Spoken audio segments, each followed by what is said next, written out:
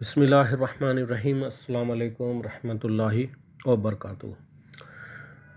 नाज़रीन, welcome to my channel इल्म व हकीकत। आज हम लोग कुछ टॉपिक जो सवाल है आप लोगों से में कुछ लोगों ने ये सवाल किया था तो उस पर डिस्कस हम करेंगे। So with my little knowledge मैं ये बताऊंगा कि द डिफरेंस, हाँ आप लोगों ने देख लिया होगा टाइटल पे, द डिफरेंस बिटवीन तफसीर एहसनुल बयान एंड तफसीर एहसनुल कलाम। देखें, तफसीर एहसनुल बयान जो है ना, so this is a complete translation, this is a complete translation of Quran which was done by, ये ट्रांसलेट जो तर्जुमा किया था वो मौलाना मोहम्मद जूनागढ़ी साहब ने किया था, जो ब्रिटिश इंडिया उस वक्त पैदा हुए थे। जूनागढ़ क्यों कह रहा हूँ, ये इंडिया के गुजरात के जूनागढ़ में पैदा हुए थे और जूनागढ़ पूरा जूनागढ़ नवाब के अंडर में आता था। वो तो डिफरेंट स्टोरी है, पता है। वहाँ बहुत अच्छे अच्छे आलिम भी गुजरे हैं। तो इनका पूरा नाम है मोहम्मद इब्न इब्राहिम जूनागढ़ी। कॉमनली इनको मौलाना जूनागढ़ी या मौलाना मोहम्मद जूनागढ़ी रहमतुल्लाह अलैह इनको बोला जाता है। ये 51 साल बाहयात रहे गालिबन। 1941 में इनका इंतकाल हुआ। इन्होंने ये तर्जुमा एहसनुल बयान, इसका तर्जुमा किया है। अरबिक टेक्स्ट है इस बुक में। आपको ये एहसनुल बयान उर्दू में भी मिलेगी और इंग्लिश में भी और हिंदी में भी।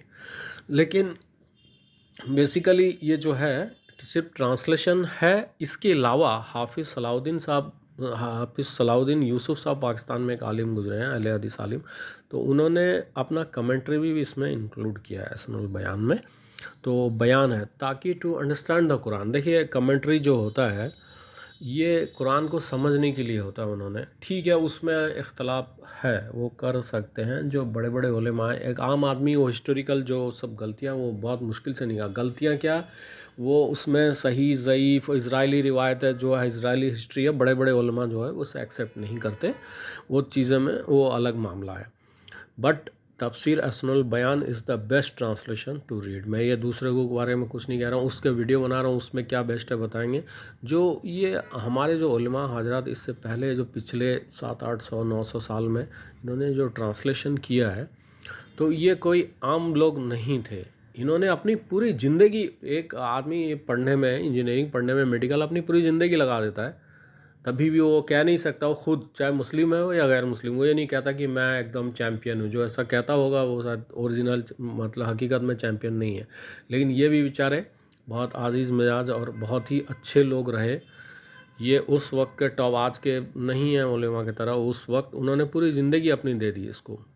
जितना बेहतर कलेक्शन, अपना हदीस जमा करना, एक एक कुरान का वो जमा करना, पुराने उससे पहले सहाबा का वो कमेंट्री जमा करना, उसके बाद उस किस सहाबा से क्या रिवायत है, हदीस, एक एक चीज़ें जमा करें, हिस्टोरिकल एविडेंसेस, एक एक चीज़ जमा उन्होंने अपने एतबार से। उस ज़माने कोई इंटरनेट का ज़माना नहीं है R&D करने के लिए, उन्होंने बहुत कोशिश की।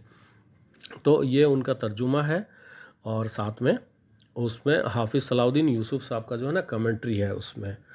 और जो हिंदी, अगर आप, मैं इंडिया से बना रहा हूँ, देखिए हिंदी में जो लोगों की उर्दू अच्छी नहीं है, बिल्कुल आप लोग हिंदी ले लें। उसमें अरबिक टेक्स्ट है, आपको हिंदी तर्जुमा मिल जाएगा और बयान भी मिल जाएगा। और उसमें हिंदी तर्जुमा करने वाले हैं मोहम्मद ताहिर हनीफ साहब, उन्होंने बहुत अच्छा हिंदी तर्जुमा किया है। तो तफसीर एहसनुल बयान जो है वो आप हिंदी ले लें, वो स्मॉल 2 साइज़ में मिल जाएगा। देखिए, पब्लिशर्स पे अलग अलग, तफसीर एहसनुल बयान एक ही है। अब अलग अलग लोग पूछते हैं कि भाई ये इस कलर में आता है, वो उस कलर में आता है। इस सब पे मत जाइए। कलर एहसनुल बयान जो है उसको कोई चेंज नहीं कर सकता, चाहे उर्दू में हो हिंदी में हो, वह आपको ठीक ठीक अपने जगह लिखा हुआ है। लेकिन क्या है, अलग अलग पब्लिशर जो है अलग अलग वो डिज़ाइन बनाते हैं ऊपर पेपर का। वो डिज़ाइन, अगर ज़्यादा अच्छा पेपर, अच्छा क्वालिटी में चाहते हैं, अच्छा पेपर में, तो पैसे ज़्यादा मिल आपको लगेंगे। बड़े साइज़ में, बिग साइज़ में भी है।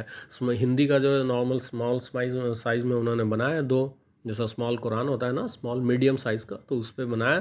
तो हिंदी बिल्कुल ले लें आप लोग पढ़ने के लिए, जिनकी उर्दू अच्छी नहीं। साथ में मैं ये कहूँगा, उर्दू बहुत ईजी लैंग्वेज है यार, थोड़ा डेप्थ में जाएंगे तो डिफ़िकल्ट है, लेकिन ईजी लैंग्वेज है, उसको सीखें ज़रूर। हिंदी में पढ़ते रहें, कोई बात नहीं।